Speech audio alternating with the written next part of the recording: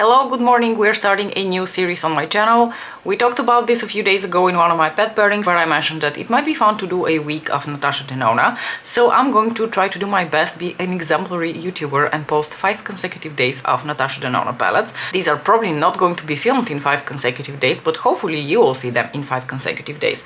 I will do them get ready with me style so that you can also see the rest of the makeup, because I always think it's really nice to see how people combine their eyeshadow together with the blush, bronzer, lipstick, that kind of things. So without further ado, I'm just going to jump right into the makeup. I'm going to start by applying my eyeshadow base. This is the Inglot Eyeshadow Keeper.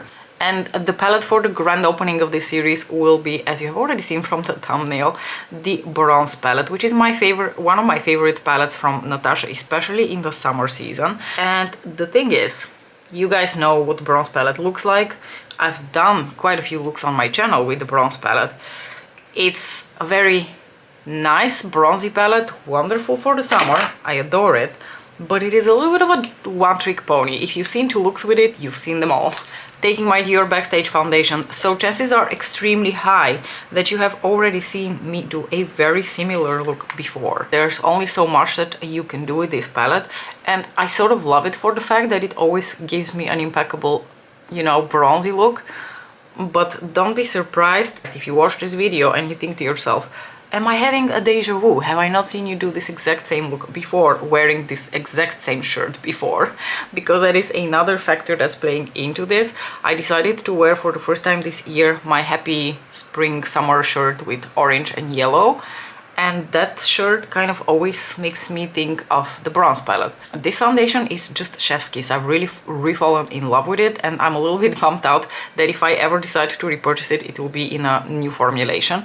But I will wait out a bit to see what the reviews will say about the new reformulation. I'm going to grab the Charlotte Tilbury color corrector in the shade Fair. So I am sure that if you were to dig deeper into the archives of my channel or my Instagram, you are going to find me demoing similar looks. But you know what? Maybe you're too lazy to do that. Maybe you feel like old Mariam is very annoying and you would like to stick with new Mariam, even though they're the same person. And you don't really want to be digging through older videos, so you don't have to. Do you think I need to actually put extra concealer, or is this enough? Actually, you know what I'm going to do? I'm going to just apply a little bit more of this Charlotte Tilbury corrector, and I'm not even going to bother with concealer, because I just don't really like to layer too many things underneath my eyes, especially if one of the things isn't a very hydrating product, and this corrector is not particularly hydrating, but at the same time I feel like it's doing a relatively decent job at correcting whatever is going on underneath my eyes for me to not really bother with concealer further. So that's what we're going to leave it.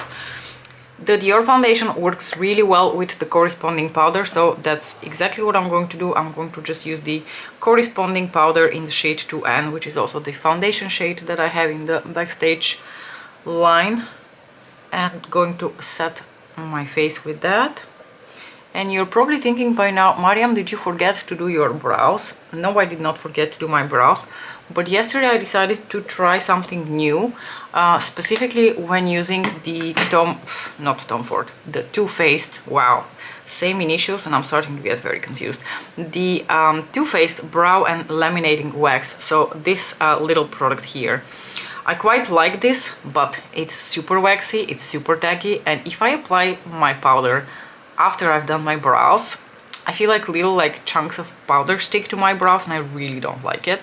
So I've started, or since yesterday, I've decided that I'm going to start doing my brows now after I have applied pretty much my base makeup, so my foundation, my powder, all of that stuff, in the hopes that that will result in a somewhat more appealing brow look, because I really wasn't digging all the powder that was getting stuck onto my brows. It just honestly looked kind of gross. So let's see if this is going to fix the problem. Yesterday I think it looked really okay, and I was quite happy with how my brows were looking. So I think I'm going to try to change up my routine a little bit and just do my brows after I've done the rest of my base makeup. For bronzer, I'm going to take one of Pat McGrath's new bronzers. This is the shade Desert Glow.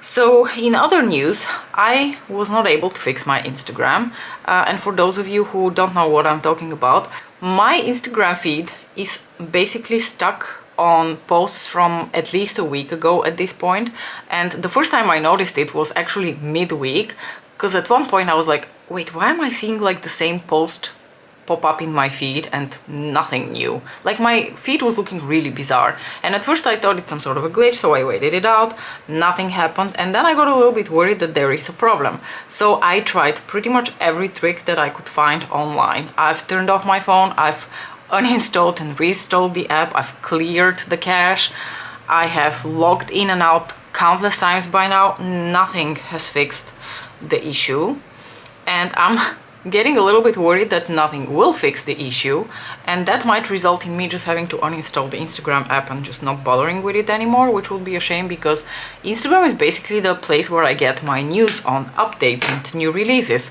For instance, some of you after my previous video said that Natasha Denona is indeed coming out with a new palette. I wouldn't know. Please update me. What is going on in the makeup world? I went back to Pat McGrath's Instagram to check when the new collection will be released with the cream blushes, and that is indeed next week. It's June 1st. But besides that, you know, I'm not going to go to every brand's page to see what they're up to. So you're going to have to be my source of makeup news information these days, because yeah, I will not be downloading TikTok or any of the other, you know, young people apps. I can't be bothered. My attention span is longer than that of a goldfish, so unfortunately I just don't fit into any of these other apps. It would be a dang shame if I can't really post my looks on Instagram anymore, although it seems like you can see my posts. I can't see yours, but you can see mine.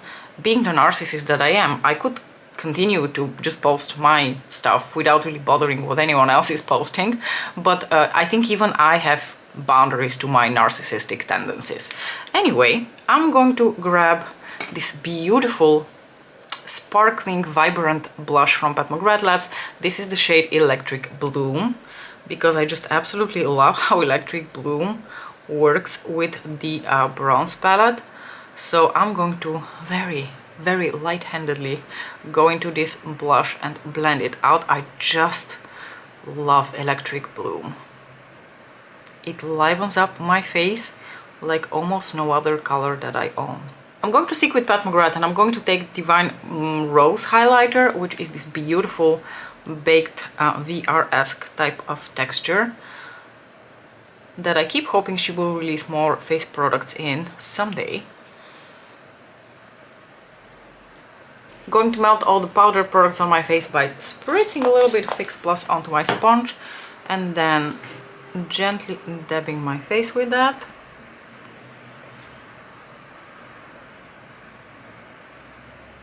I've zoomed you in, and now we're going to get started on the eye look.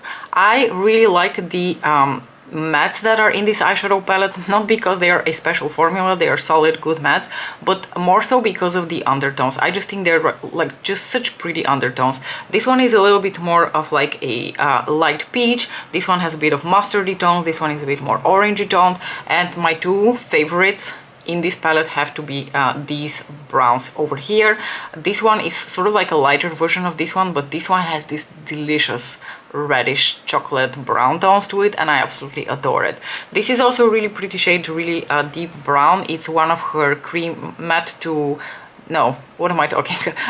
It's one of her cream to powder formulas. I do use this eyeshadow on occasion, but I have to say, most of the time, once I put this one into my outer corners, I just don't want to mess with the tones with it, so I hardly use this one. I'm gonna be boring and do the exact thing that I usually do with this palette and go for these two mattes again. So I'm going to grab this one through my crease and this one through my outer corner, and I think I'm going to go for this one on my lids. This one is the shade Palladium, which has these beautiful, like sort of like pink bronzy tones to it. And then in the inner portion of my lids, I'm going to go for the shade Silk, which is one of the more like sparkly eyeshadows in this palette. And then on my lower lash line, I'm probably going to do either Glow Mink or True Copper. I said I was going to keep it short, so I'm just going to shut up and go into this shade here in order to apply it through my crease.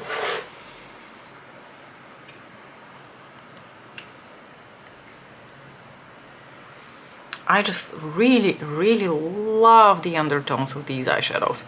You know what they remind me of a little bit? I think the new quad from Pat, Venusian Sunrise, the two browns in there have these similar reddish undertones to them. Beautiful. So please tell me, she's releasing a new palette. What's the new palette all about? Can someone please link it to me or send me a picture on Instagram or something to fill me in on the news? Although by the time you see that, I'll probably have already seen the eyeshadow palette myself somehow. But, you know, if for the future, for the time being, since I'm cut off of Instagram, please share pictures with me of the most exciting new makeup releases so I don't miss on anything. Grabbing a smaller brush and going into this shade here, the shade Magma.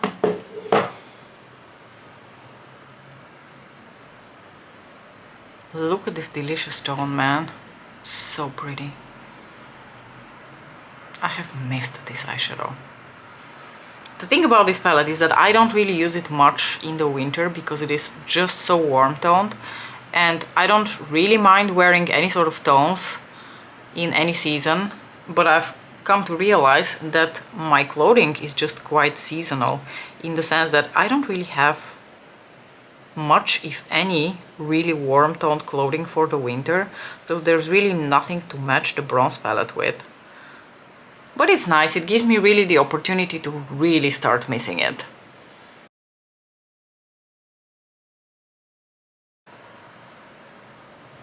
Just giving everything a nice little blend here. I went in quite heavy-handed with Magma because I just love this shade so much. You don't have to, you can be a little bit more subtle about it if you were to replicate this look.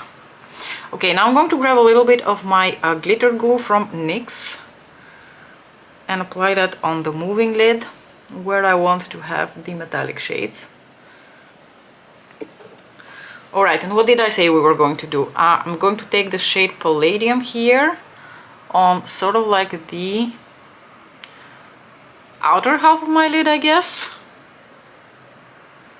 And then we're going to do the shade Silk in the inner portion of the lid. This is a really beautiful eyeshadow.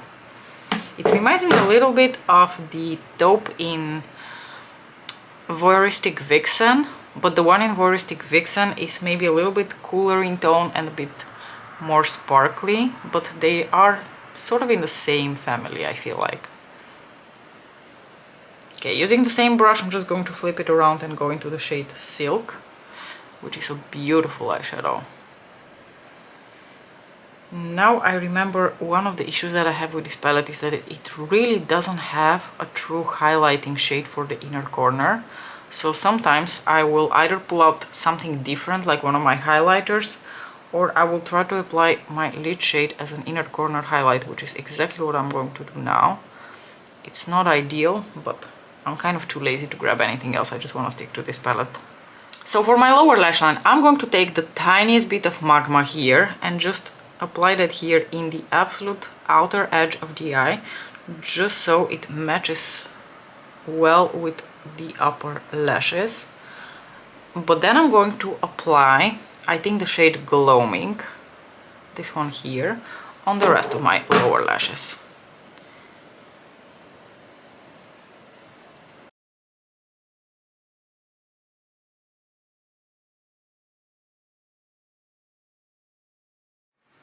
Overall, I love how this look turned out, but I will say this, do not be lazy like me, just search for your inner corner highlight to actually brighten your inner corners, because I do feel like there is something missing in the look because my inner corners are so dark.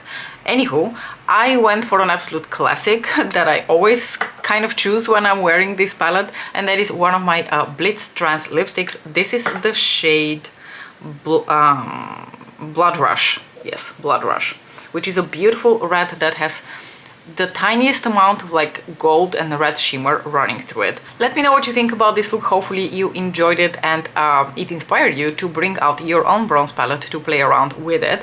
I really love my bronze palette. It may be a one trick pony, but it does that one trick so well and it's so reliable. Like, I always know that whatever shades I put on my eyes from this palette, it is always going to look nice. Yes, they are going to be 90% similar to each other, that is also a fact, but I don't know, I kind of enjoyed it. I kind of enjoy the theme. I really like bronze eyeshadow, so I'm not really too bothered by the fact that this eyeshadow palette is so monochromatic.